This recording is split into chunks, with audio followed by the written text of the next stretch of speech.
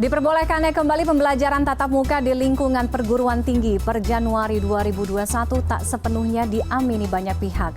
Pasalnya kekhawatiran di tengah angka positif COVID-19 yang belum terkendali menjadi sorotan.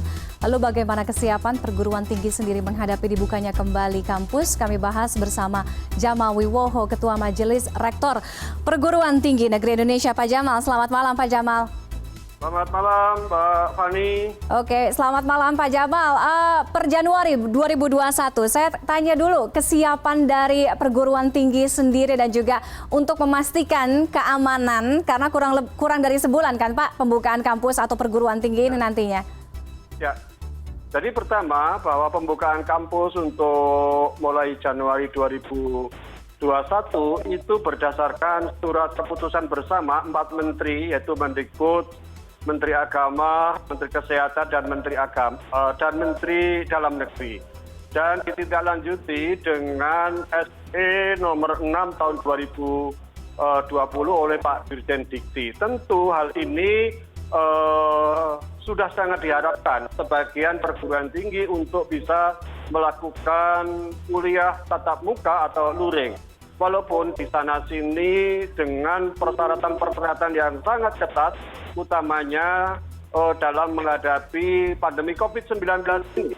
Oleh karena itu, kampus diharapkan mempersiapkan diri. Kalau kita melihat di dalam surat edaran Dirjen Dikti itu ada tahap persiapan, tahap pelaksanaan, dan tahap evaluasi atas pembelajaran yang akan dimulai pada Januari tahun 2021.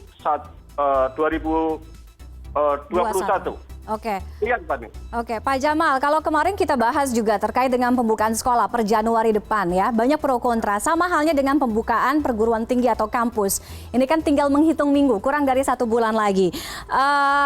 Apakah cukup waktu 1 bulan ini bagi perguruan tinggi di Indonesia dan seberapa siap semuanya nanti bisa membuka walaupun hybrid ya Pak, ini kan masih campuran kan antara daring atau online kemudian juga tatap muka. Kalau kemarin pembukaan sekolah ternyata kalau temuan dari KPAI di lapangan belum sepenuhnya, masih banyak sekolah-sekolah yang tidak siap gitu ya untuk memenuhi syarat do's and don'ts ini. Kalau untuk perguruan tinggi? Ya, khususnya kalau di MRPTN, yang MRPTN ini kan perkumpulan dari para rektor perguruan tinggi negeri, di mana perguruan tinggi negeri itu kan ada 122 perguruan tinggi. Jadi lebih dari 91 perguruan tinggi itu yang tergabung di dalam MRPTN, sebagian besar itu menyatakan siap. Karena apa? Karena harus diakui bahwa mulai Maret tahun 2020 ini sampai sekarang kan belum pernah ada kuliah tatap muka dan sebagian mahasiswa sudah ada yang menginginkan untuk bisa dilakukan tatap muka. Tentu dengan memperhatikan protokol COVID yang ditetapkan oleh Satgas COVID-19. Oke, artinya tanggung jawab kalau misalnya nanti ketika ini kembali dibuka, kemudian ditemukan ada kasus positif atau yang bisa dibilang klaster universitas atau klaster kampus, tanggung jawabnya nanti bagaimana Pak?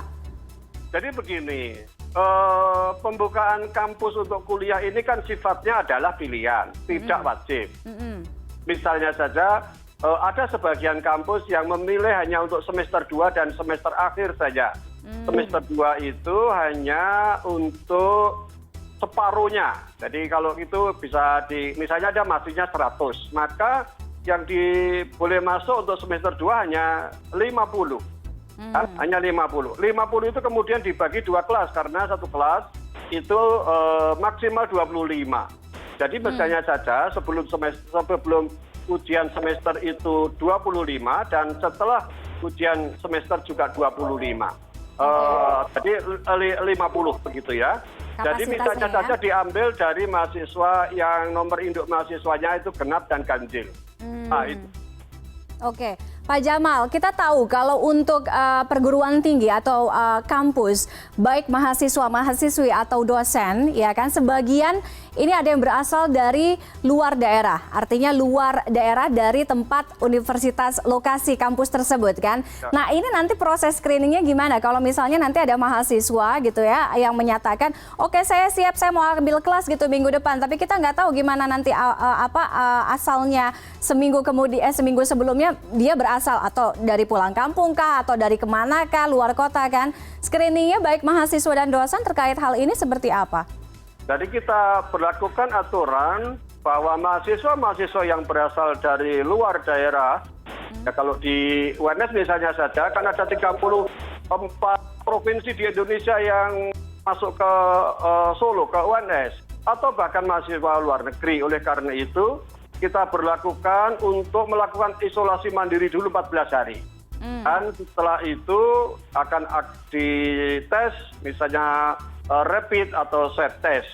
Mereka-mereka yang ini tidak memenuhi persyaratan ya tidak boleh masuk kampus, karena jangan sampai nanti ada klaster baru, klaster kampus misalnya saja itu. Oleh karena itu kami juga mempersiapkan misalnya saja tempat yang digunakan untuk isolasi ini manakala mahasiswa tersebut memang belum mempunyai tempat tinggal misalnya saja itu.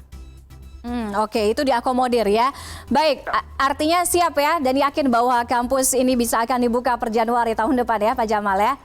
Ya, insya Allah siap. Dengan sekali lagi bahwa membatasi jumlah mahasiswa, kemudian membatasi jumlah kuliah per harinya. Misalnya saja kalau di perguruan tinggi tertentu, kami misalnya saja per hari maksimal 2 mata kuliah.